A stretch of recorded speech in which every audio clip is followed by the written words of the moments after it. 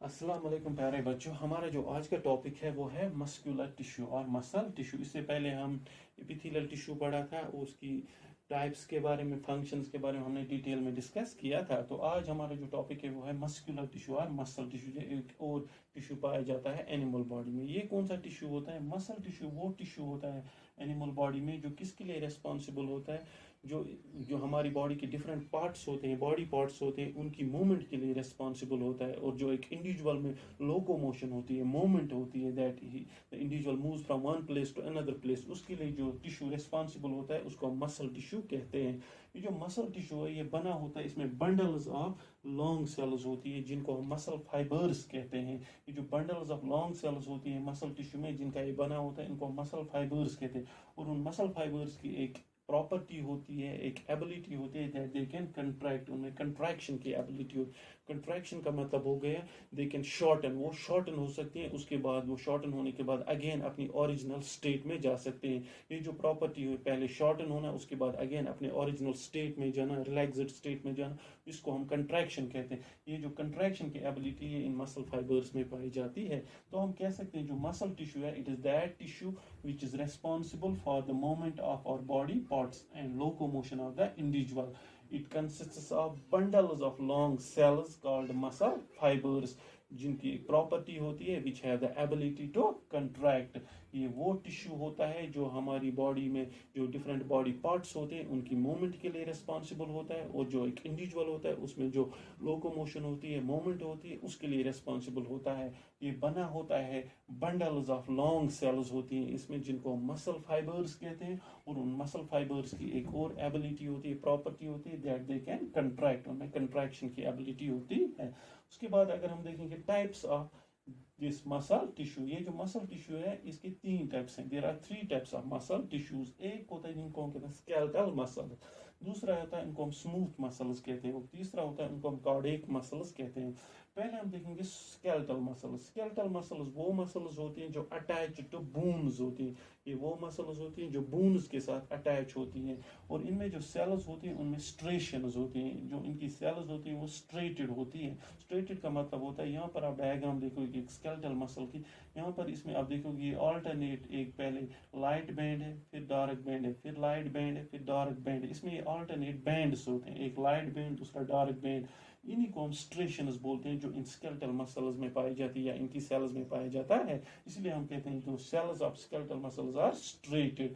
और ये जो स्केलेटल मसल्स ये वॉलंटरी मसल्स होती है, इसका मतलब है इनकी जो मूवमेंट है that is under our control. और ये इनमें जो सेल्स होती हैं ये मल्टी न्यूक्लिएटेड होती हैं, इनमें बहुत सारे न्यूक्लिय पाए जाते हैं। उनका फंक्शन क्या होता है स्केलेटल मसल्स का? They are responsible for the movement of bones, क्योंकि बोन्स के साथ अटैच्ड है तो इनकी फंक्शन है responsible for the movement of bones. तो हम कह सकते हैं skeletal muscles, these are those muscles which are attached to bones. These are striated muscles, involuntary muscles and they are multinucleate. ये multinucleate होती है। इनका फंक्शन क्या है? they are responsible for the movement of bones. उसके बाद अगर देखोगे दूसरा टाइप जो इनको हम स्मूथ मसल्स कहते हैं। ये जो स्मूथ मसल्स हैं they are involuntary muscles. Involuntary का मतलब होगा इनका जो मूवमेंट है that is not under our control. इनकी जो एक्शन है वो हमारी कंट्रोल में नहीं है, इसलिए इनको हम कहते हैं इनवॉलंटरी मसल्स। इसमें जो सेल्स पाई जाती हैं वो नॉन स्ट्रेटेड होती है। उनमें ये alternate light and dark bands जिनको हम स्ट्रेशंस बोलते हैं वो नहीं होती हैं, जैसा हम देखते हैं स्केलेटल मसल्स में। वो इन स्मूथ मसल्स में ये स्ट्रेशंस नहीं होती, इसलिए हम कहते हैं इनकी जो सेल्स हैं दे आर नॉन स्ट्रेटेड। तो उसके बाद अगर देखोगे इनमें सिंगल न्यूक्लियस पाया जाता है। जैसे हम देखते थे स्केलेटल मसल्स मल्टी न्यूक्लिएटेड होती थी, यहाँ पर जो स्मूथ मसल्स होती है इनमें सिंगल न्यूक्लियस पाया जाता है। ये जो स्मूथ मसल्स हैं ये कहाँ पे आप देखोगे? They are found in walls of alimentary canal, urinary bladder and blood vessels. ये आप वॉल्स ऑफ एलिमेंट्री कैनाल में देखोगे, जो कैनाल हमारी बॉडी में होता है from mouth up to the end, उसके वॉल्स में आप पाओगे इसको। यूरिनरी ब्लैडर जो होता है उसके वॉल्स में पाओगे, और ब्लड वेसल्स में आपको ये स्मूथ मसल्स दिखेंगी। इनका काम क्या होता है? They are responsible for the movement of substances. जो इन सबस्टेंसेस का मूवमेंट होता है, उस मूवमेंट जो मूवमेंट ऑफ सबस्टेंसेस होता है उसमें ये मदद करती हैं। जैसे कि आप देखते हो एलिमेंट्री कैनाल में मूवमेंट ऑफ फूड होता है, जिन उन मोमेंट्स को हम पेरिस्टालसिस बोलते हैं, पेरिस्टालिटिक मोमेंट्स। वो पेरिस्टालसिस या पेरिस्टालिटिक मोमेंट्स इन्हीं स्मूथ मसल्स के होते हैं, जिनके थ्रू फिर वो food from one part two another part move करता है। तो हम कह सकते हैं ये जो स्मूथ मसल्स हैं, they are responsible for the movement of substances.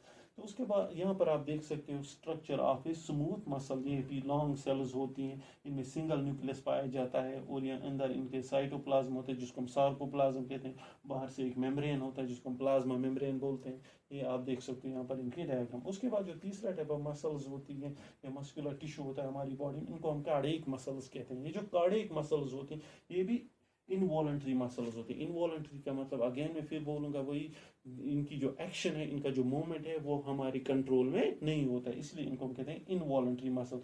ये स्ट्रेटेड होती है। स्ट्रेटेड का मतलब होता है इनमें भी ये, जिस तरह हमने स्केलेटल मसल्स में देखा था, ये alternate light and dark band, जो ये कार्डियक मसल्स होती हैं इनमें भी ये alternate light and dark bands होते हैं, स्ट्रेशंस होती हैं।